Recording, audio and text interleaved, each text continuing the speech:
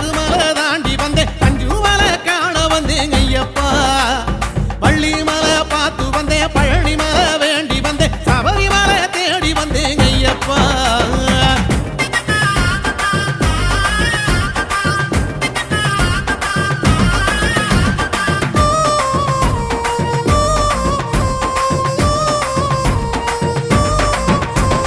பம்பா நதி ஓரத்தில பந்தியிடும் நேரத்தில